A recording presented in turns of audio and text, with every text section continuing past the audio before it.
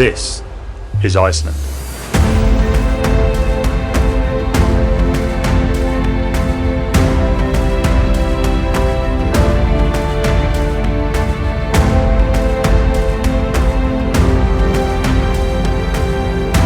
And we're going to take you on an epic journey hiking from the northernmost point at Huruftangi through the middle of the country all the way to the southernmost point at Geology. Our journey was 580 kilometres, or 750,000 steps. As you can see, there is only one road around the outside of the country. This meant we had to plan our provisions properly, carrying all our food with us for a 200 kilometre stretch between Mývatn and Landmannalaugar. Our adventure began during COVID in Denmark, flying from Copenhagen to Reykjavik, the capital of Iceland. And we're off to Iceland. No point boarding pass, don't need that. Jesus. Once we arrived in Reykjavik, it was late, and rather than trying to find a hotel at midnight, we walked a short distance from the airport and camped out. The roar of the engines was a great alarm. We then made our way into the city itself, exploring all the tourist sites and sorted out our provisions. We shopped at this big supermarket called Bonus, and we got 59,000 calories worth of food. Here's the receipt, you can see what we got, if you can read Icelandic. Then we enjoyed a nice beer, looking out on the evening sun. We packed our bags to the brim and left on the number 57 bus the next morning. It took 7 hours to get to Akureyri, where we changed, got on a smaller transfer bus that took us into Húsavík. We enjoyed the harbour, some fish and chips, and we camped close to town. The next morning, we got our thumbs out and hitchhiked the rest of the way up to the most northern point in Iceland. Thanks for the lift, mate. And here we are, going this way. Quite a busy junction. After 2 successful hitchhikes, we got into the third, and it was a local that took pity on us and liked the adventure that we are setting out on. So he drove us out of his way all the way up to the lighthouse in the north. As far north in Iceland as we can.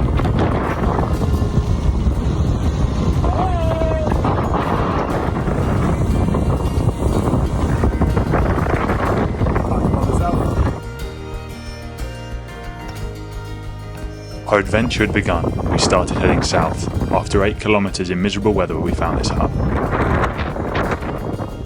It offered us shelter from the rain and the wind, and we called it home for the night. The next morning, we set off early. We aimed to have breakfast in Rauhofen. Unfortunately, nothing was open though. We passed the Arctic Henge and made our way along the asphalt roads, which really hurt the feet, especially on the first day, so we took plenty of breaks. How are you feeling? Why? What do you feel like? Like a what? Like a baby bird with broken legs. Oh. Stop. Here we go. After 30 kilometres on the road, we're hitting the off-road and finding a place to sleep.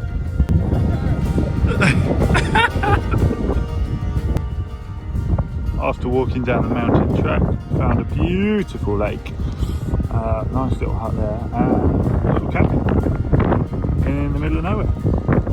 Take a look inside. Oh, it's not the tidiest of places. Ooh. These huts are designed as emergency shelters for safety in Iceland's harsh and unpredictable weather, so they're not to be taken for granted. It's important to treat them with respect, leave them clean, and take your rubbish with you. They're a lifeline for hikers and a testament to the Icelandic commitment to preserving the wilderness and helping adventurers stay safe. The next day, we set off, and the wind was a little bit against us, but luckily not too brutal. We made our way through an epic landscape that reminded us a lot of Lord of the Rings, which is weird for me to say, because I've never actually seen it. The way we navigated terrain like this was using an app called Maps.me. We had downloaded the area so we could use everything offline and locate ourselves whenever we needed it. The weather came in and we hunkered down, avoiding as much of the wind as possible. It was a really windy and wet night. The next morning we walked 10 kilometres for breakfast, down to Skinnastaddir. A local came out when we were using the bench and asked us if we wanted to dry all our things off and use the showers at the local pool. Of course we did. We continued south along the road to Aspergi, where there's a petrol station. We had a quick burger there, knowing that it would be our last chance to eat out for a little while, then explored around Aspergi Canyon. Looking over the towering cliffs was pretty epic, especially considering there was no safety barriers. You could get as close as you wanted. We then continued up the Jökulsárfjöllum, which is the name of the river, or at least that's my best attempt at pronouncing it. It's Iceland's second longest river, originating from the Vatnajökull Glacier. The red rock on the side of the canyon that you can see here is primarily composed of basalt. It's a volcanic rock that's been well weathered and oxidised over time. The reddish hues are caused by the oxidation of the iron minerals within the rock, a process similar to rusting. Walking along this river, the geology really was showing us just how powerful Iceland's volcanoes can be.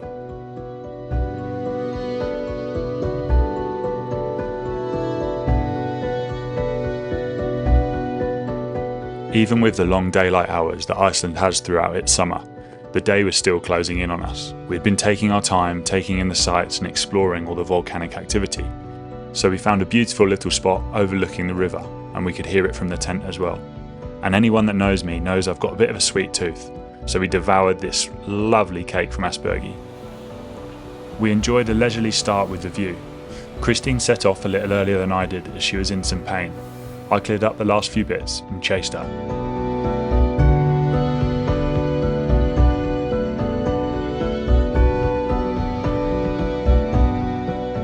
You can see the basalt columns quite clearly in these pictures. They're caused by lava slowly cooling and contracting.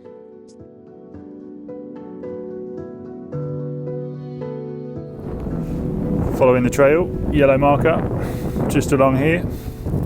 Lovely little trail, and then somewhere across this field to there. Easy, right? Only loose rocks above us and a soft landing down there. Navigating the sketchy rocks, we soon found ourselves at Hafrangifoss, then on to Dettifoss, which is known as Europe's most powerful waterfall, and Selfoss at the top. Once we had enjoyed them, we then hiked a little bit off the trail and up to a plateau where we could camp out for the night. And it was stunning. Finally, the weather was on our side. Poor planning on the plateau meant that we didn't take enough water with us. We had to hike 8 kilometers before we could cook up our breakfast.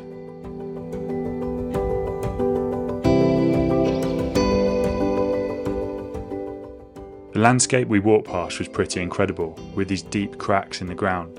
We then found ourselves walking on lava fields. These flows would have come from the Vatnajökull National Park. And although Vatnajökull isn't actually a volcano itself, but rather a massive glacier, the largest in Iceland and one of the largest in Europe, it does, however, cap a lot of volcanoes underneath it. Grimsvotn, for example, which last erupted in 2011. We made sure not to make the same mistake twice, and we camped out next to water. We set the tent up and watched the amazing colours unfold in front of us. The sunset in Iceland appears to be slow due to the country's high latitude location, close to the Arctic Circle, but not quite in it. The Earth's tilt causes the sun to travel along a shallow arc, meaning that it travels horizontally rather than vertically, which means you can enjoy sunset for hours. We didn't enjoy the rain we woke up to the next day though. We only had 10 kilometers in the wind and rain to get to Mjøvarden, but we were piss wet through by the time we got there, so we decided to stay in a hotel for the night to dry everything out and get supplies that we needed for the rest of the trip. Mjøvarden is the last place before Laugavegur that you can stock up on stuff, so it's important that you do so if you're going to make the crossing. It took us 9 nights to get there, and it's about 200 kilometers. We camped out before our first big water crossing. We wanted to attack it in the morning so that we weren't cold when we went to bed. Turned out there was quite a lot that we needed to do. How do you feel about the river crossing?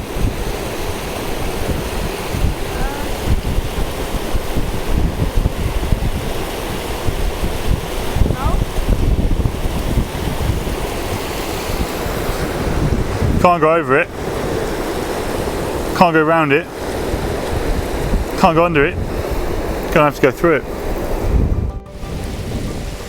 Let's have it! Our day consisted of 5 serious river crossings as well as some smaller ones. The weather then started to come in and we saw a hut in the distance.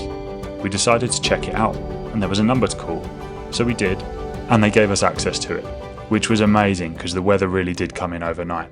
Once again, treat these huts with respect, and if there is any food inside, don't just take it because you're hungry, only use it in an emergency. There was also a small pot for a donation on the way out. Looking out of the cosy refuge, the weather was less than ideal, but we only had rations for a certain amount of days. so we knew we needed to head out in it and get on with the trip.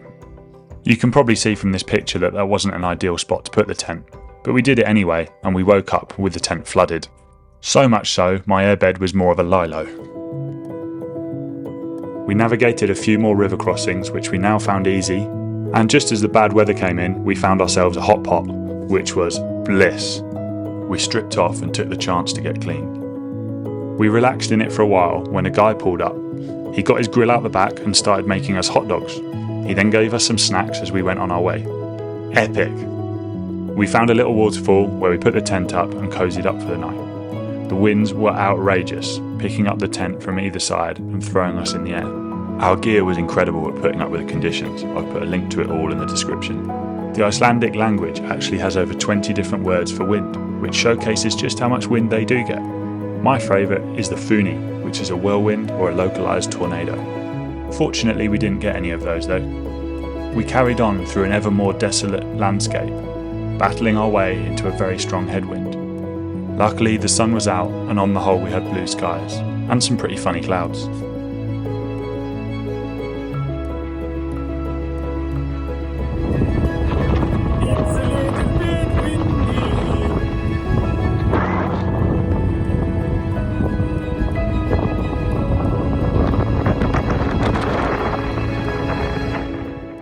We made it to the top of the mountain pass and looked down on what we would be crossing, working out the best route.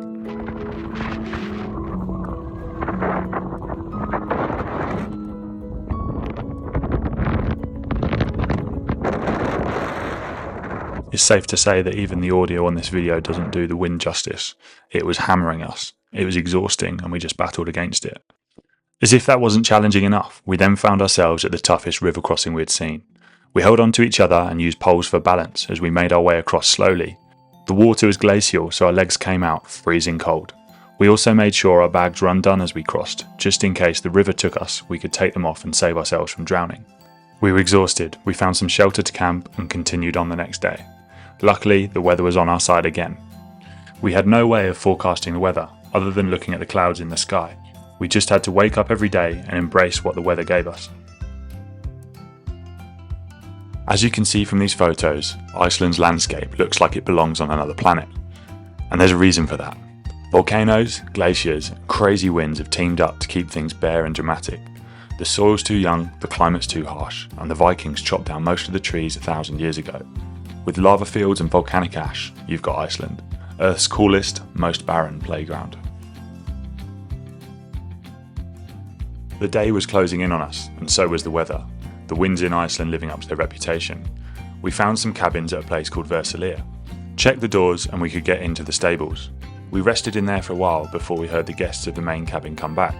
We went and spoke to them and they invited us over for drinks and dinner. It was 3 o'clock in the morning before we got to bed, but we got to relax there the next day. We had enough food with us to give ourselves a rest day there, avoiding the wind and rain. So we set off the next day and made our journey further south towards Laugavegur.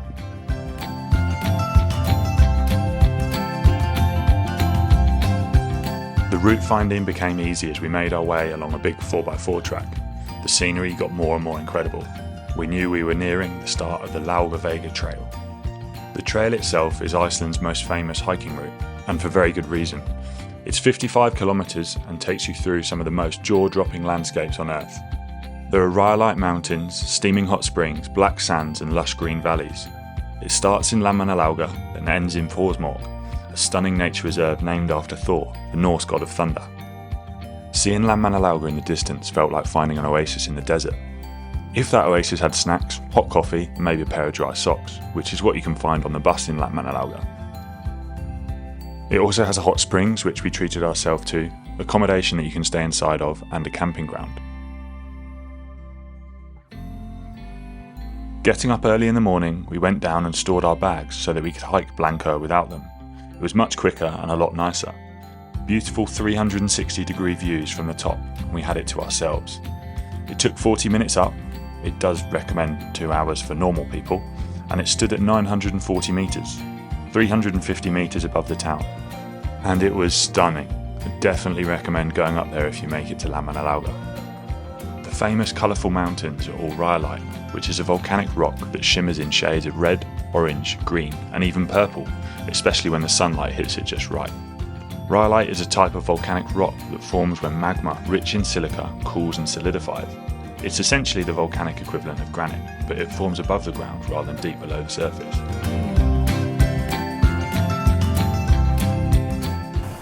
We then found some fiery hot springs, caused by water deep underground seeping through cracks in the earth and getting superheated by magma.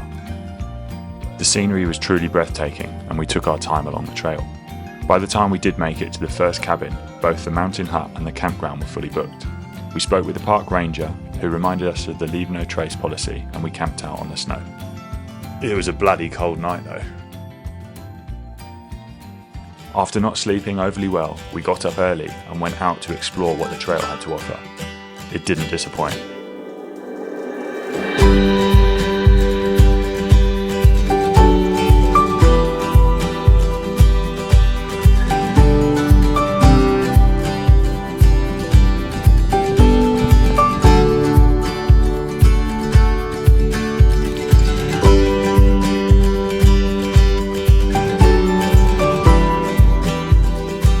As you descend from the mountains and make your way towards Alfavarden, the trail shifts into much softer landscapes.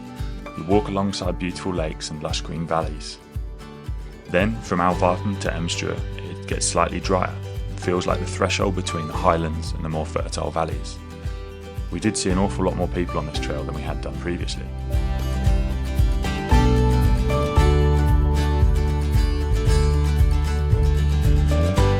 Carried on walking and made our way past the next lot of accommodation, which again was full.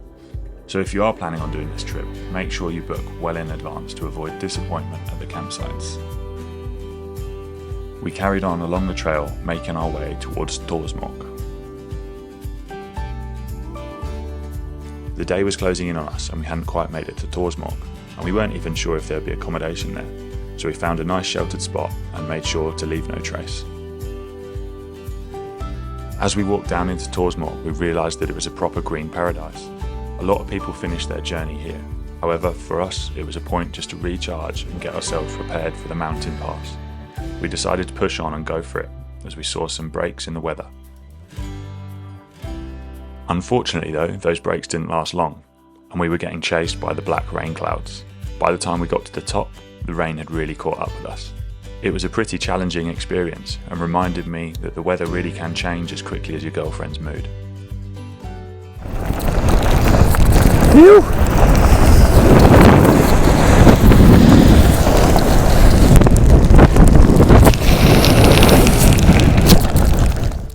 Using Maps.me in some pretty poor visibility, we got ourselves to the mountain refuge, where we ate some food, recharged, warmed up, dried our clothes and made the choice.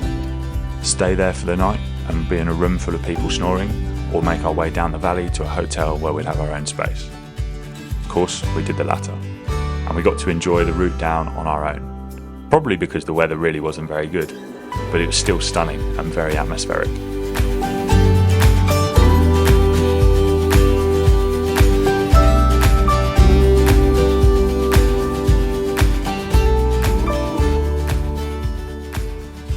We woke up with stunning views of Skogafoss outside of our bedroom window.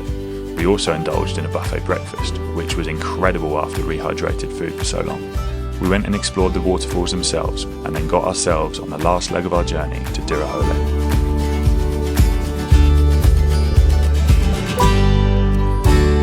So here we are, after 580 kilometres, 20 days of pure Icelandic adventure and countless steps through the land of fire and ice. We made it from north to south Iceland, ready for our next adventure, hitchhiking around the country. Thanks for joining me on this incredible journey across Iceland, and if you enjoyed this video, please like and subscribe. Stay curious, stay adventurous, and always embrace adventure.